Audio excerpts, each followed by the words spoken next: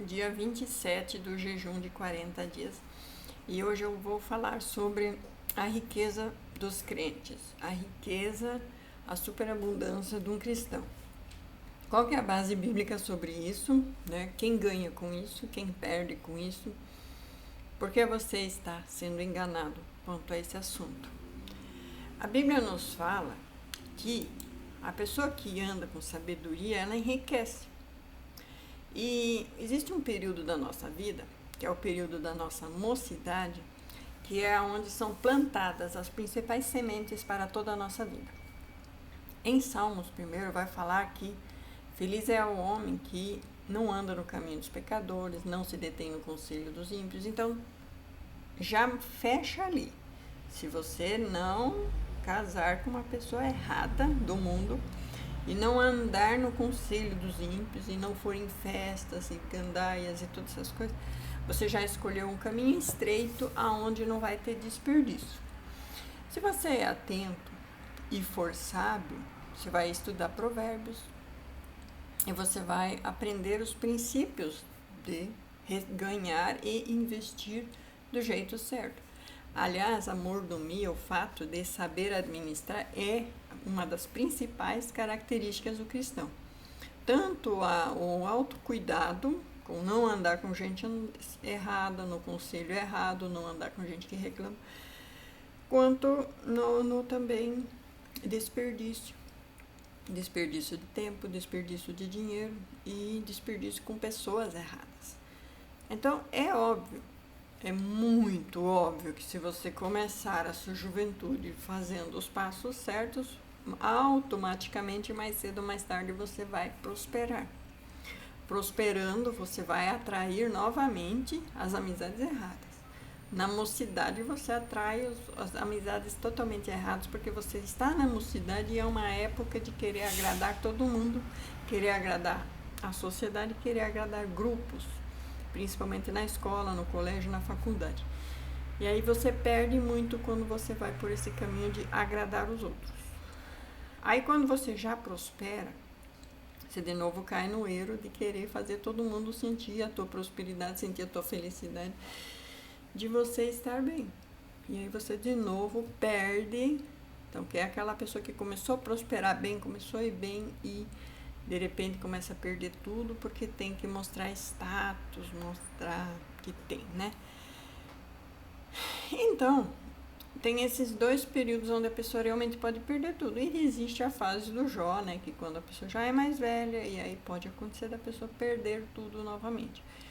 E aí, acontece, sim, de cristãos não terem nada ou perderem tudo, mas já terem tido muito, já terem sido muita coisa. Então, a capacidade de cair e levantar, né, acontece só com o crente. O crente cai 7 vezes e 7 vezes Deus o levanta. Enquanto que o ímpio cai uma vez e acabou aí, né?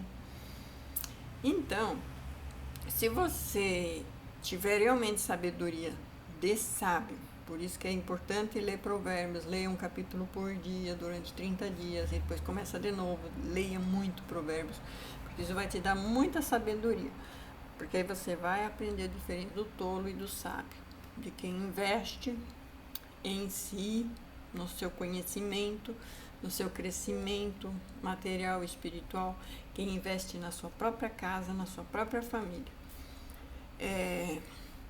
Então, é óbvio que o mundo vai estar sempre te cercando. Prosperou um pouco, eles vão querer tirar. Tem muito dom e talento, vão querer se aproveitar, vão querer pôr você na CLT para trabalhar para eles. Então, todo mundo quer sempre se aproveitar de quem tem muito conhecimento ou de quem tem bens materiais. Então, sendo sábio, sendo inteligente, é menos probabilidade de perca, né? A Bíblia realmente ensina sobre prosperidade. Não é mentira, não é falácia, é verdade. Só que é de grão em grão, é de semente em semente, aos poucos vai multiplicando, é exponencial, mas começa com pouco, né? Abundância espiritual versus abundância material. Existe uma diferença entre a pessoa ter abundância espiritual, ser rico espiritualmente, e ser rico materialmente. A riqueza do cristão não é apenas material, mas principalmente espiritual, porque ele tem amor, tem paz, tem alegria, tem perdão, tem sabedoria, tem relacionamento íntimo com Deus. Essa é a principal riqueza do cristão, o relacionamento íntimo com Deus. João 10:10 diz que Jesus diz que ele veio para que tenhamos vida e vida em abundância. Então, não foi o modelo que ele deu, mas ele quis ensinar com a vida mais simples, mais humilde dele, que a pessoa não precisa demonstrar status para ser, né? A pessoa é antes de demonstrar ser.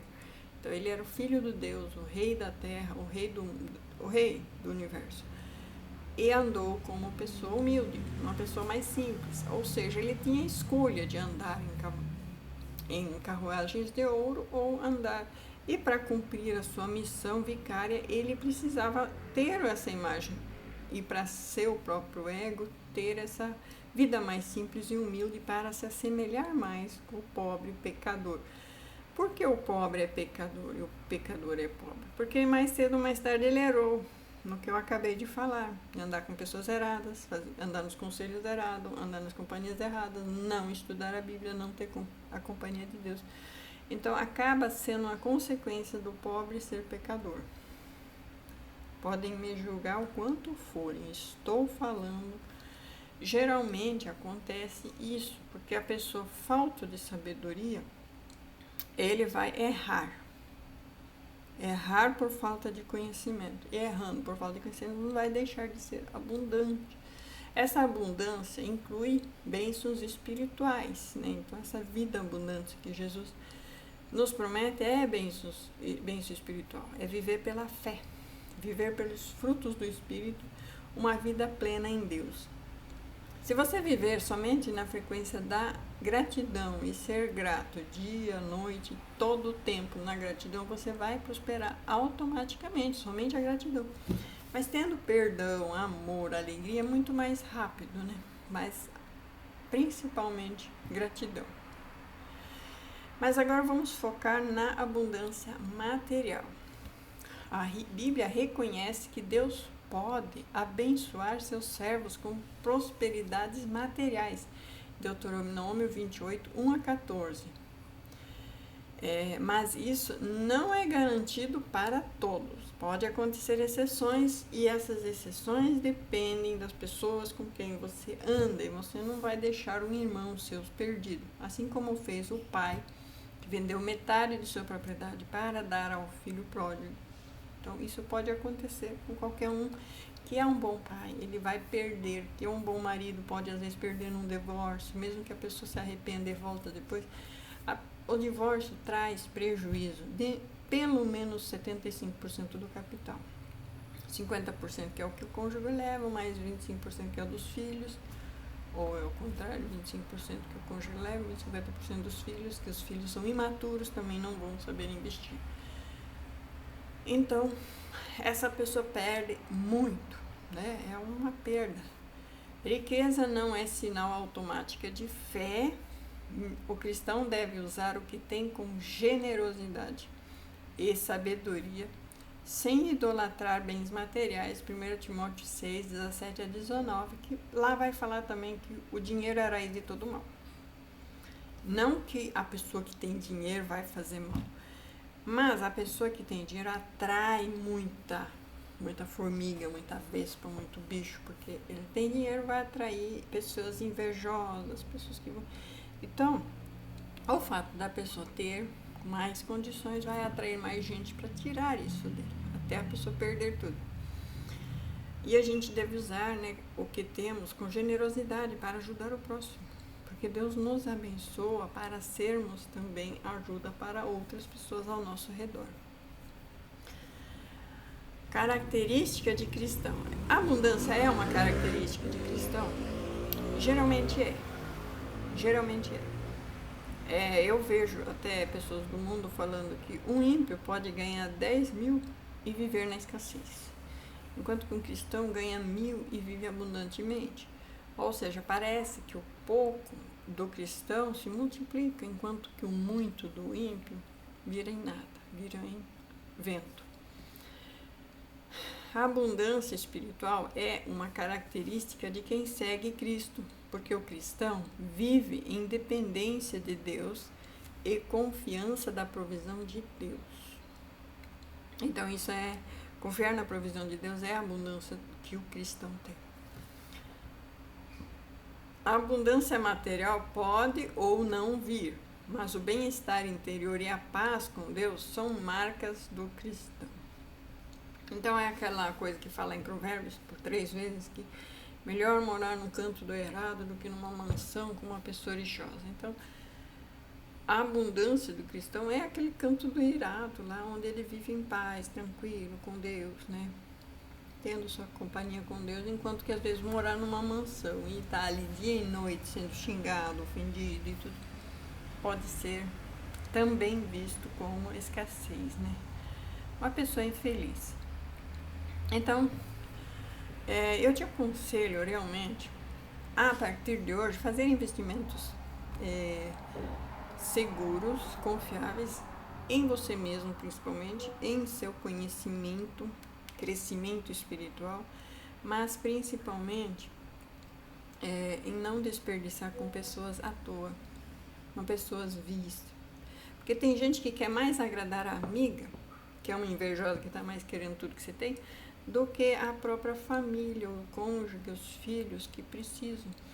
Então, às vezes, é melhor você baixar a crina com a status para a sociedade e investir mais em você e para com os seus mesmo, que são sua família. Porque quem não cuida dos seus negou a fé e é pior do que o ímpio.